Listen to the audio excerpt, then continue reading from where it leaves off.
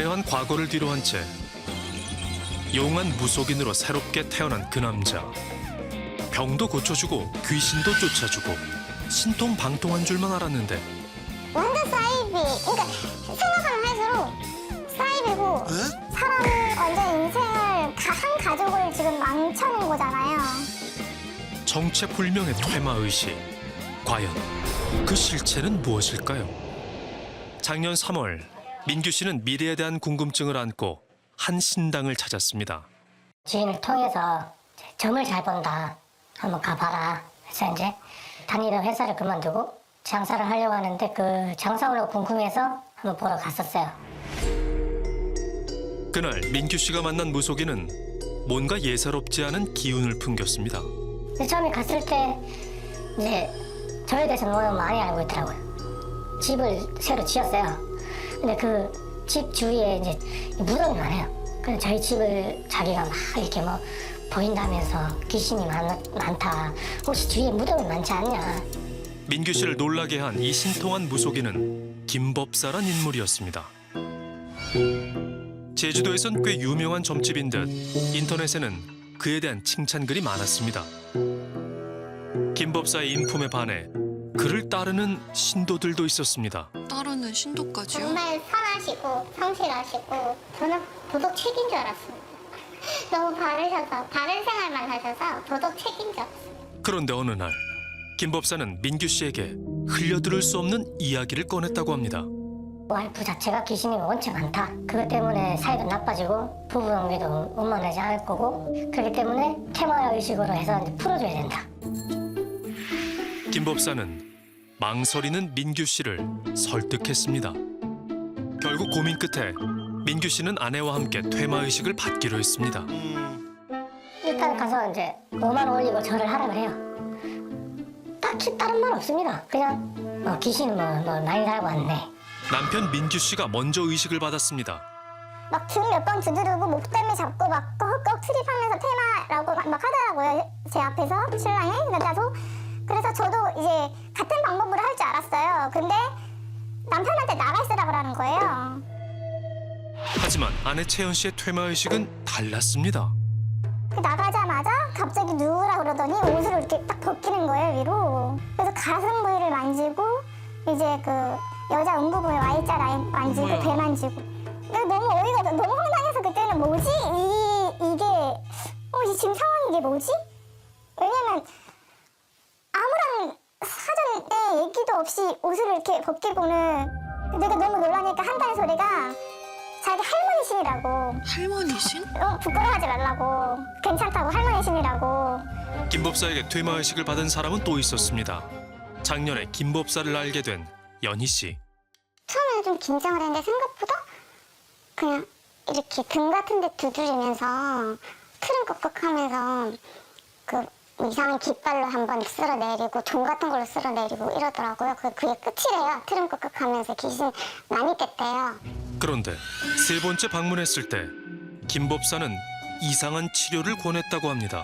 네 자궁안에 혹이 2개 있네. 이제 정식적으로 치료를 해줘야 되겠네? 이러면서. 예, 귀신이 자궁에 너무 많이 붙어있는데 한 마리가 안 나온다. 뭐 빼려고 하면 항문에서 뭐 이런 식으로 그 귀신이 숨어서 그거 하나 때문에 계속 치료를 해야 된다는 거야. 미심쩍어 하는 사이 치료가 시작됐습니다. 내가 남자로 보지 마세요. 나는 남자가 아니라 헌신하느라고. 이러면서 갑자기 손가락에 질 쏙 들어오는 거예요. 손가락을 질 안에 넣은 상태에서 아랫배에서 여기 모든 데를 다 쿡쿡쿡쿡 찌르는 거예요. 와. 그 뒤로 이어진 김법사의 말은 더 충격적이었습니다. 네 자궁 안에 혹이 2개 있네. 그거 내가 뗐다 이렇게 말하는 거예요. 김법사는 자신이 자궁 속의 혹을 말끔히 치료했다고 했습니다. 여기 보시면 거기서 자궁혹 2개를 뗐다고 했는데 하지만 연희 씨가 병원에서 확인한 결과 혹은 그대로 남아 있었습니다. 그렇죠. 의사가 아닌데요. 당연하죠. 치료를 해주겠다며 이해하기 힘든 행동을 한 김법사. 아, 진짜. 그에게 피해를 입었다고 주장하는 사람들은 한둘이 아니었습니다.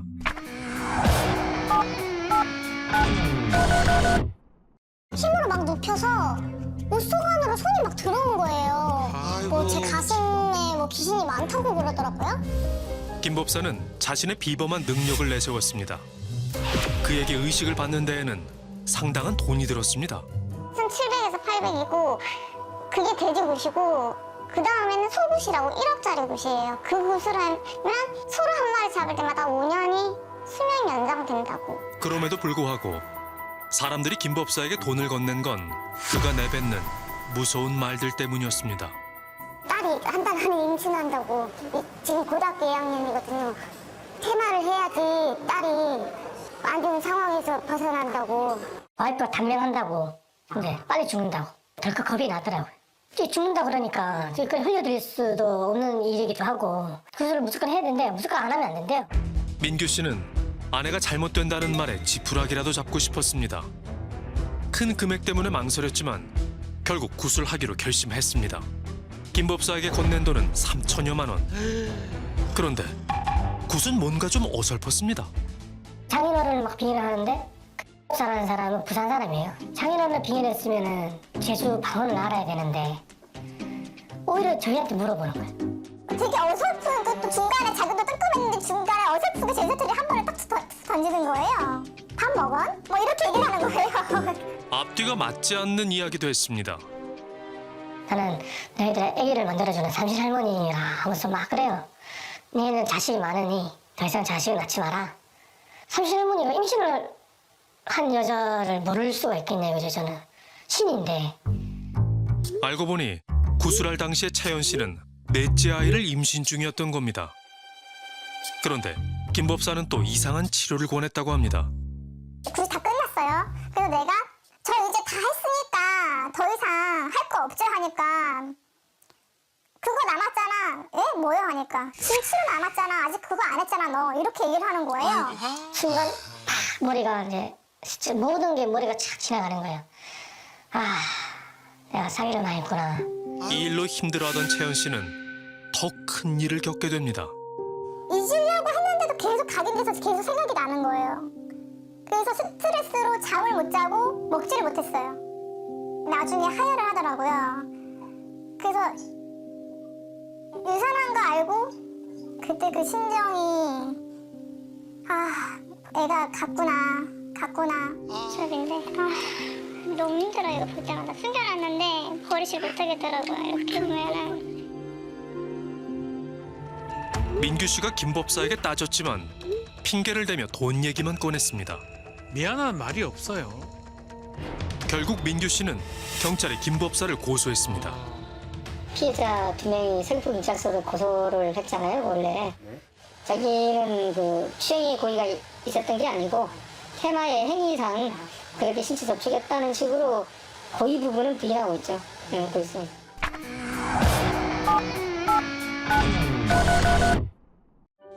자신은 퇴마 행위를 했을 뿐 추행의 의도가 없었다고 주장하는 김 법사. 조사를 받고 나오는 그를 만날 수 있었습니다.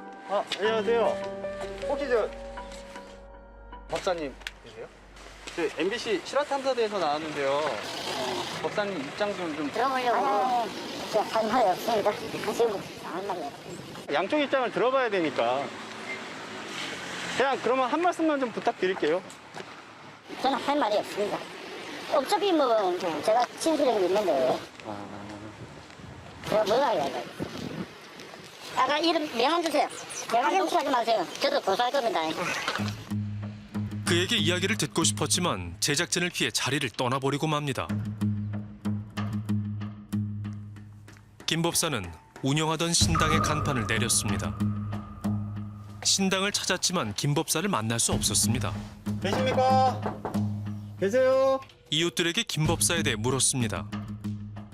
저 앞에 신당이라고 있잖아요. 예. 지금은 어떻게 안 하나요? 요새는 안 하는 거야. 저런 사람들이 이제 안 갔어야지. 뭔 일이 있었나 봐. 요즘도 신도들 이렇게 왔다 갔다 해요? 오던데 사람들. 어젠가 언제 그 집 식구 아닌 사람 올라가던데. 김 법사 곁엔 그를 따르는 열성적인 신도들이 있다고 합니다.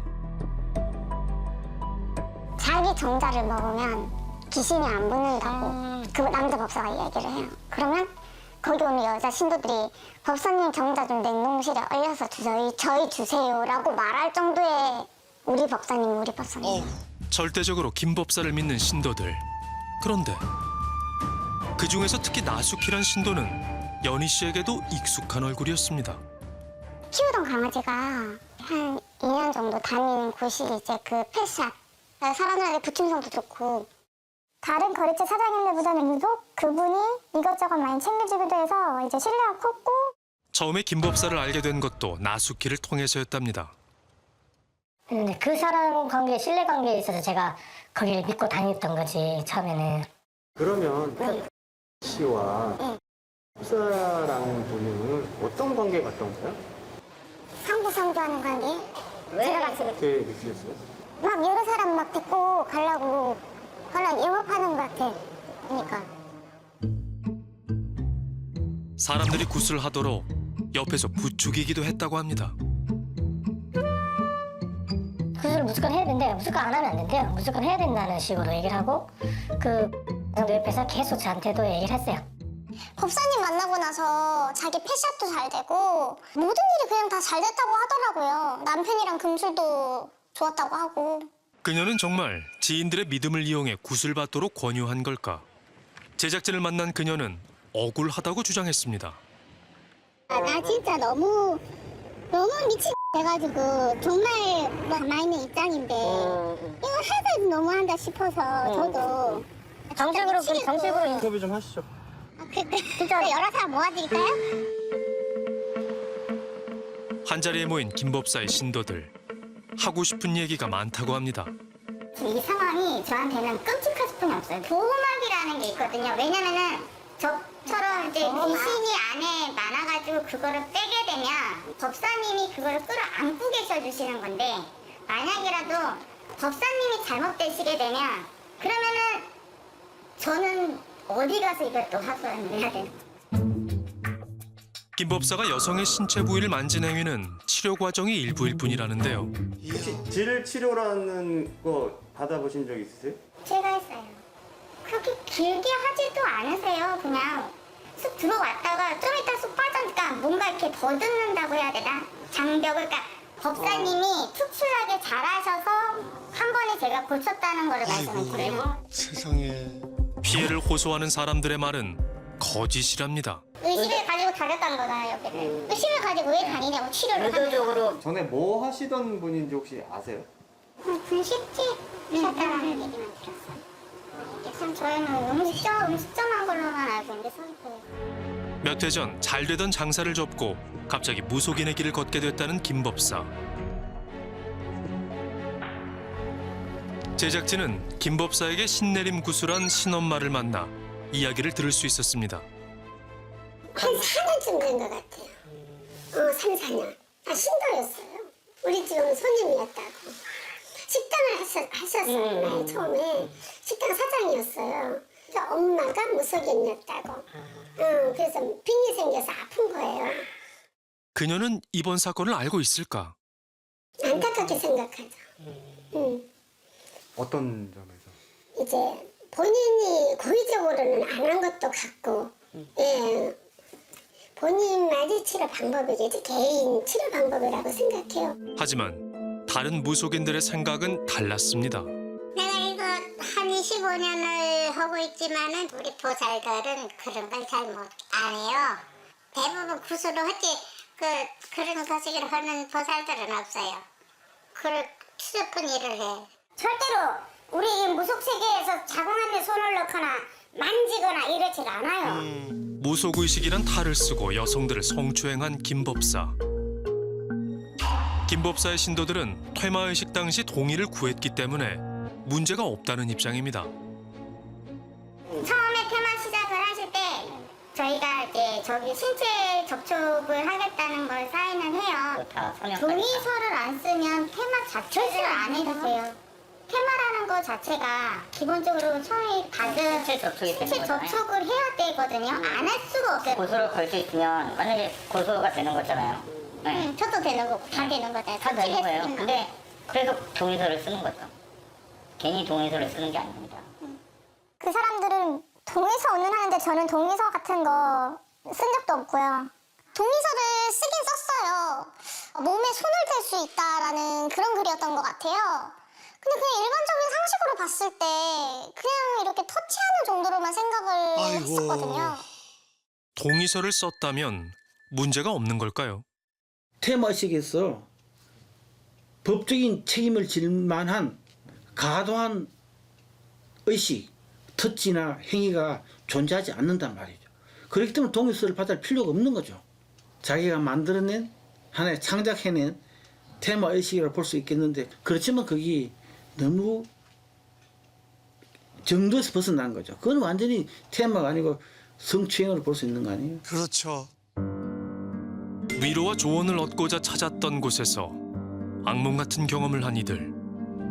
김 법사를 만났던 시간은 지우고 싶은 기억으로 남았습니다. 사과 받을 마음도 없고 그냥 평생 감옥에서 나오지 않고 더 이상의 피해자가 발생하지 않았으면 좋겠어요. 정말로. 그게 제 마음이에요.